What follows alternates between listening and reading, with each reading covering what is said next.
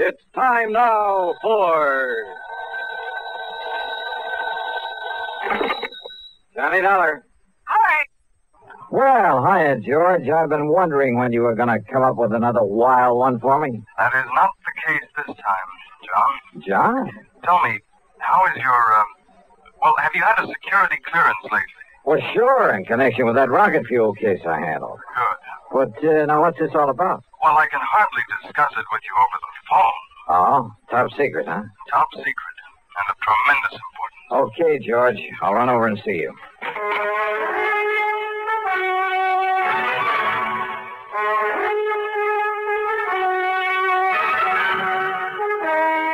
CBS Radio brings you Bob Bailey in the exciting adventures of the man with the action-packed expense account, America's fabulous freelance insurance investigator. Yours truly, Johnny Dollar.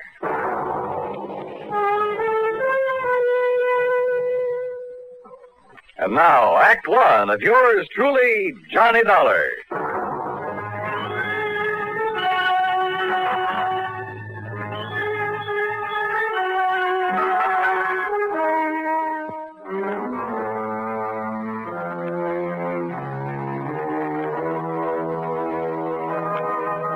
Expense account submitted by Special Investigator Johnny Dollar to Floyd's of England, North American Office, Hartford, Connecticut. Following is an account of expenses incurred during my investigation of the missing missile matter.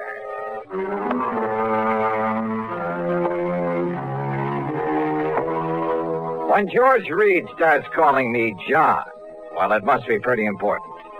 So expense account item one, $1.25 for a taxi over to the square on the office of Floyd's of England. We'll use this rather isolated office in the back so as not to be disturbed. Yeah, okay. Or overheard. Now, if I seem to be somewhat vague about this whole thing, I assure you it's only because of my own rather limited knowledge of... Well, sit down, Joe. Oh, yeah. Well, you can hardly expect me to investigate something unless I know what it's all about. Well, John, out on the West Coast... Oh, come off this John stuff, will you? I'm sorry, Johnny. But now listen. Yeah, shoot. Out near Los Angeles, in North Hollywood to be exact, is a small plant that operates as the Smithwick Paint Remover Company. Oh, what's so all-fired mysterious about that? Not one drop of anything even faintly resembling paint remover has ever been put out by them. Huh? Actually, that name is only a blind, a cover-up. Yeah? For what? An outfit that might better be called the Smithwick Missile Development Company. Government stuff, huh?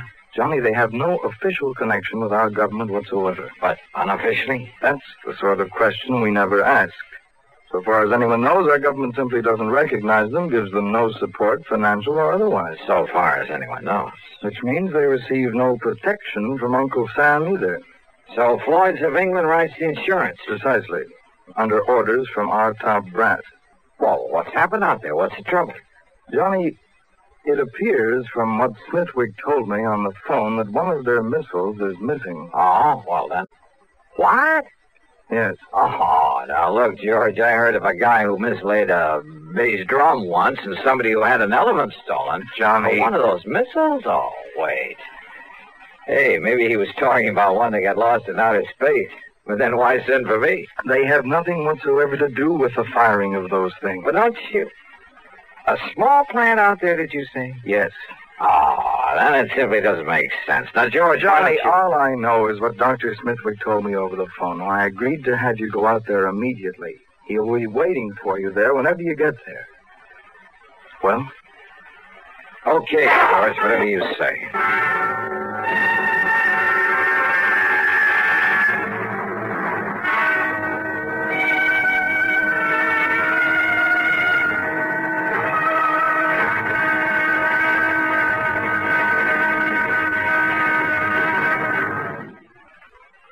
And now, Act Two of yours truly, Johnny Dollar and the missing missile matter. Expense account item 2, $8 for a plane to New York. Item 3, $176.25 for a 707 to Los Angeles. I arrived about 6 p.m. Pacific time. Item 4, $50 deposit on a rental car, and I drove to North Hollywood, to the so-called Smithwick Paint Remover Company. As I walked into the reception room at the front, a good-looking blonde hurriedly closed the door in back of her that led to a huge room full of desks and drawing boards, but no people. Yes, sir. Oh, my name is Dollar, Johnny Dollar, and I'm here. Johnny Dollar, the insurance investigator. My name's Gloria, Johnny. Gloria Snowden. Miss Snowden? Well, you just call me Gloria, huh? Why not? But look, I've come to see Dr. Smithwick. Oh, that's too bad, Johnny. He isn't here. Is what? Well, he left very suddenly late this morning for Washington or someplace, I guess. Oh, no, that's funny. After asking He asked me me to be sure and stay here until you came, and... Gee, I didn't think it was really going to be you, Johnny. He just said Mr. Dollar would be arriving, But anyhow, when he makes these sudden trips, he's always back here first thing in the morning, and I'm sure he wants to see you. So my. Funny, though. What? What, Johnny? Well, I suppose I'd better get something to eat and find myself a place to sleep. Oh, gee, I'm hungry, too, and it's all your fault, Johnny, because I had to wait around for you. Well, then the least I can do is take you out to dinner, okay? Oh, gee, yeah. And I'm free all evening, too, Johnny. Great. We'll do the town. Now, is there a hotel or a motel around here where I can hang my hat? Oh, gee, I don't... Well, there's the Paradise Motel over on North Sherman Way. It's kind of a smallish place. On North Sherman Way. 1131. Then just let me drop off my luggage, shower and shave, and I'll pick you up. Where do you live, Gloria? Oh, I'll just wait here for you. I have a couple of things I ought to do before I leave. Okay, whatever you say. And you don't mind taking me to dinner, I mean? Are you kidding?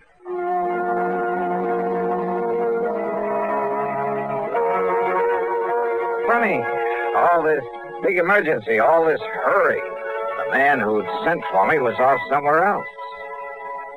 I should have asked for directions because it was over half an hour before I finally found the Paradise Motel. It was hardly the place I would have picked, but oh well.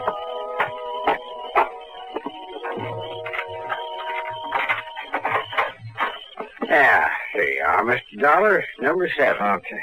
This be satisfactory? Yeah, sure. Because if it ain't, I got other vacancies. No, this'll be all right. Anything you want, I'll be in the office. Well, I could sure use a few ice cubes. Oh, brought your own jug, huh? Have them for you in the jiffy. Good. Now let's see. Shirts will go in here, I guess. Huh? That's about the fastest service I ever heard of. Mister, you certainly don't waste any... Hello? Somebody out here looking for... Oh!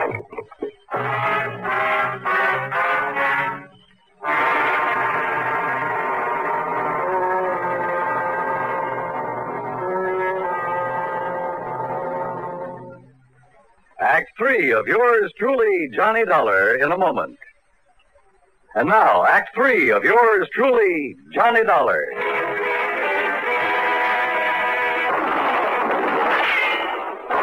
Oh! Mr. Dollar, what was that noise? You been hurt? Then that was shots I heard. Mr. Dollar, whoever fired him was a pretty lousy shot, thank heaven. Oh, then you're okay? You mean he missed you? Oh, how do you know that wasn't just a backfire you heard?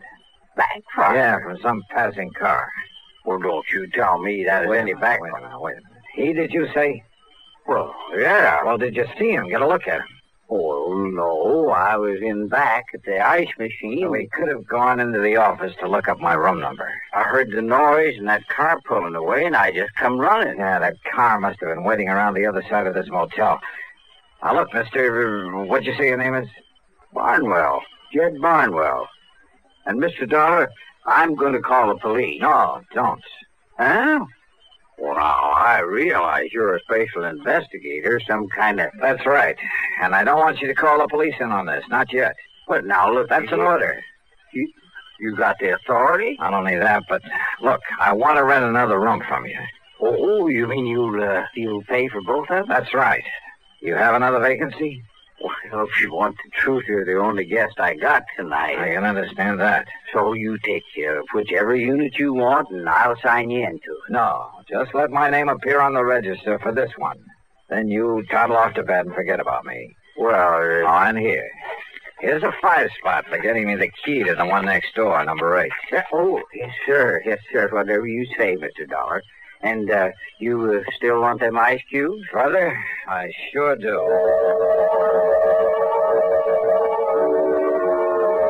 I left one handbag and its contents in number 7. Then I sat quietly in the darkness of my own room and waited. But I suddenly remembered my dinner date with Gloria Snowden, so I jumped into my car and drove back to the missile development plant.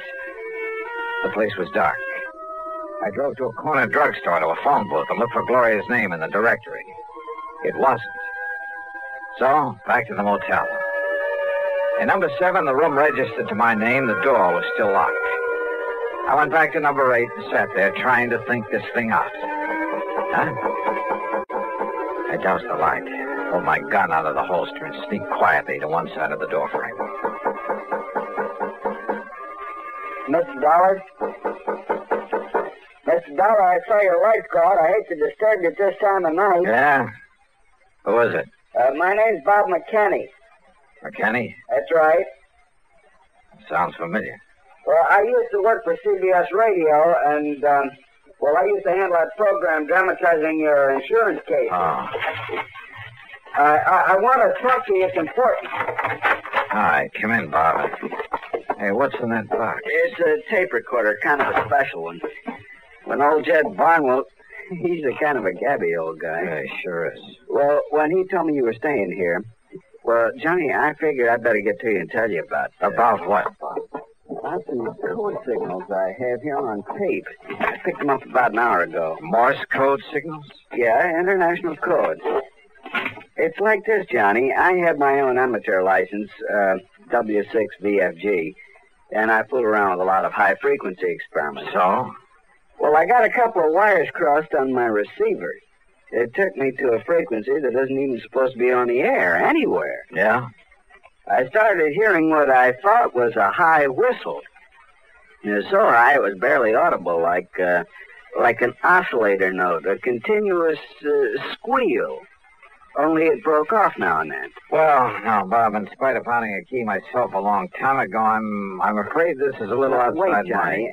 I've also been experimenting with this tape recorder, running the tape and recording at about 5 feet a second instead of 7.5 inches a second. Yeah, well, excuse me, but listen, please. Okay, I'm listening. I recorded that squeak, running the tape real fast, and then I played it back slowly. You know what it was, Johnny? All right. It was ultra-high-speed transmission, code transmission. Oh? And when I played it back as slowly as I could, so I could read it, will you listen to it? I've got a variable speed on this. Can you read international code? Go ahead, Bob. Turn it on. Yeah.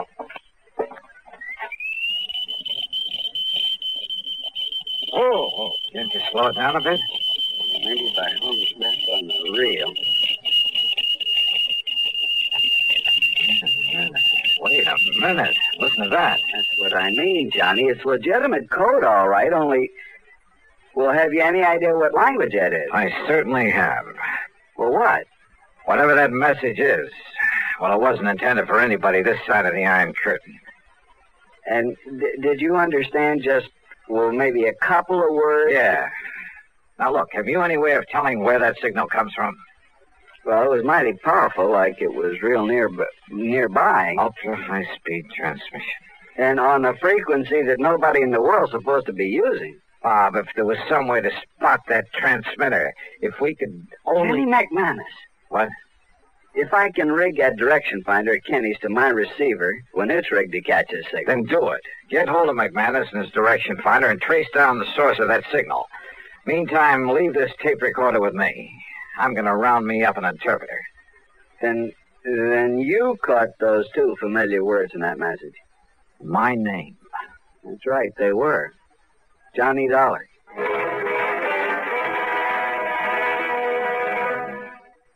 Act 4 of yours truly, Johnny Dollar, in a moment.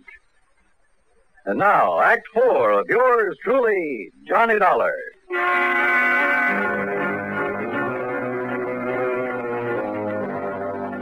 Two familiar words and that high-speed code message that Bob McKinney had intercepted.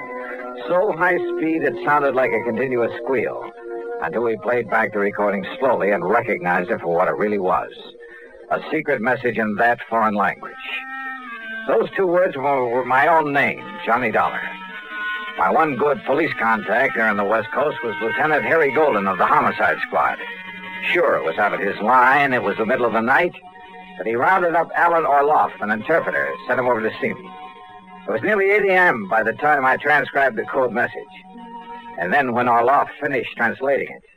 Mr. Dollar, do you see what this means? I certainly do, Orloff. But not only the threat against you, sir, because you had worked on this very case. I know. But the sender of this message has somehow got hold of secret plans for a missile, a space rocket. Orloff. Has copied those plans, is holding them for an agent of this other government to pick them up later on today. Which means that somehow I've got to locate the sender of that message. But how? And it must be done immediately before the contact with this other agent. I know. Then don't you see, Mr. Dollar? Wait. Yeah? Who is it? Bob McKinney. Oh, well. What'd you find out? Johnny, that secret transmitter's right here in North Hollywood. It's been working ever since I talked with you, up until just about an hour ago. Here's the address and the name of the person who owns the house. Good. Only the antenna must be set up in the attic or something. What do you mean? There's no outside antenna to show there's a transmitter working there. And, of course, using that frequency that nobody would ordinarily be able to pick up. If it hadn't been for my dumb luck in receiving an ultra-high-speed transmission. Did you record any further messages? I got them right here on tape, on this recorder. Good. Then while you transcribe them so Mr. Orloff can translate them, I'm going to the address you have on this. Huh? Kind of figured the name of that sender might surprise you. Surprise, huh?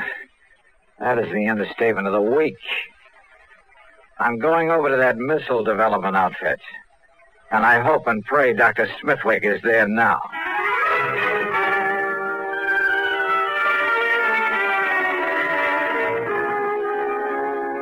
So perhaps I was wrong, Mr. Dollar. After all, I'm a scientist, not a file clerk.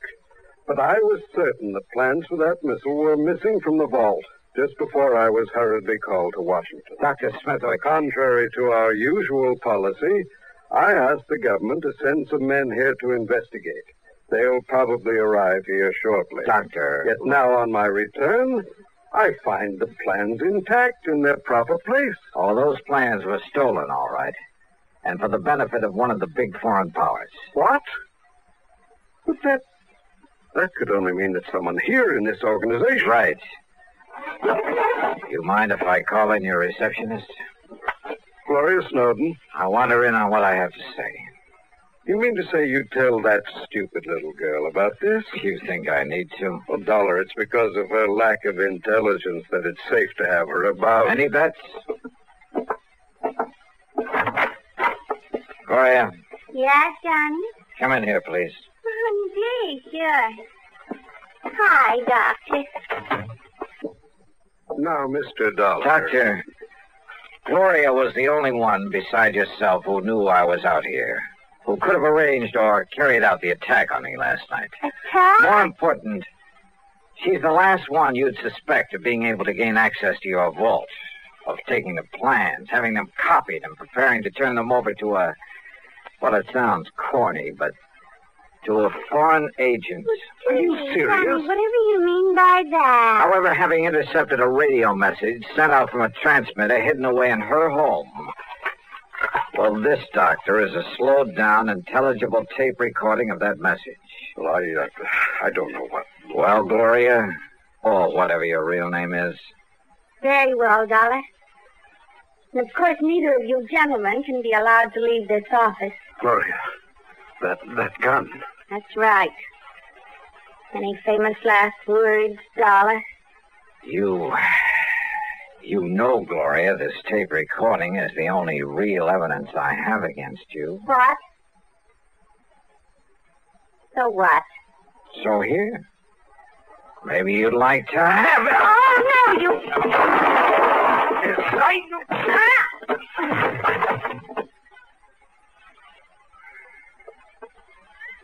Mr. Dollar. Yeah, Doctor. And maybe those G-men you sent for will keep the date she made with her contact. The one supposed to pick up those plans from her.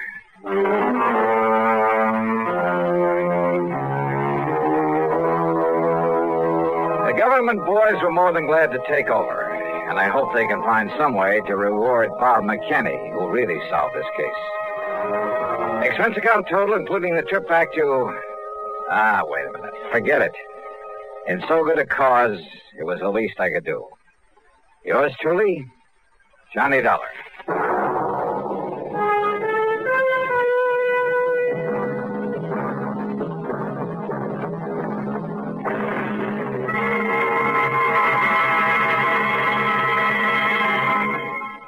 Our star will return in just a moment. Now, here is our star to tell you about next week's story. Next week, the most beautiful and dangerous girl I've ever known. Join us, won't you? Yours truly, Johnny Dollar.